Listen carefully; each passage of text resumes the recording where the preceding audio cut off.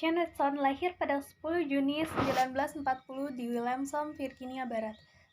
Beliau adalah seorang ahli teori perawat dan profesor keperawatan Amerika yang terkenal karena teorinya tentang kepedulian manusia. Dia adalah penulis banyak teks, termasuk keperawatan, di antaranya filsafat dan ilmu kepedulian.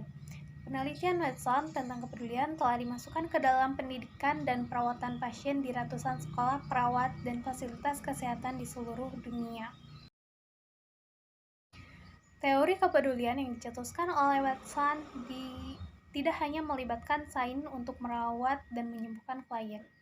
Lebih dari itu, teori human caring melibatkan perawat yang holistik, penuh perhatian, dan sadar pentingnya berinteraksi dengan pasien guna tercapainya efektivitas yang berkelanjutan antar pribadi. Dalam penciptaan teori human caring ini, Watson banyak terinspirasi dari berbagai tokoh filsuf dan pemikir, seperti Abraham Maslow, Carl Rogers, dan Pierre Teilhard dan Cardin. Teori Jane Watson ini ternyata merupakan salah satu dari kebutuhan manusia dalam merawat pasien.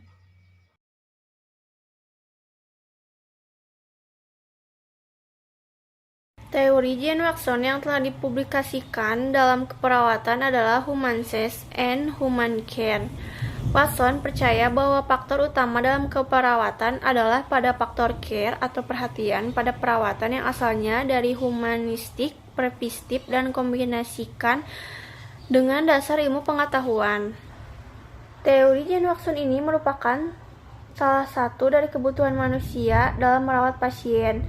Tolak ukur pandangan Watson ini didasari pada unsur teori kemanusiaan. Pandangan teori Jane Watson ini memahami bahwa manusia memiliki 4 bagian kebutuhan dasar manusia yang saling berhubungan antara kebutuhan yang satu dengan kebutuhan yang lain.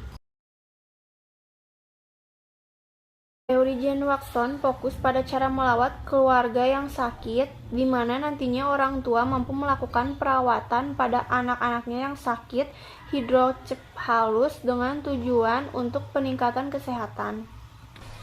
Selain itu, teori yang dicetuskan oleh Jane Watson tentang kepedulian manusia atau human caring pada tahun 1879 juga menjadi standar operasional prosedur atau SOP di setiap fasilitas kesehatan di seluruh dunia.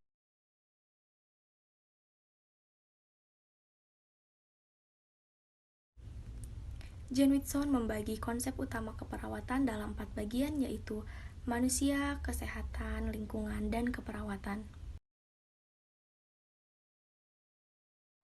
Baik, apa sih manusia? Manusia adalah makhluk yang unik dan terdiri dari berbagai aspek fisik, psikologis, sosial, kultural, dan spiritual. Memiliki kebutuhan seperti holistik dan memerlukan asuhan keperawatan.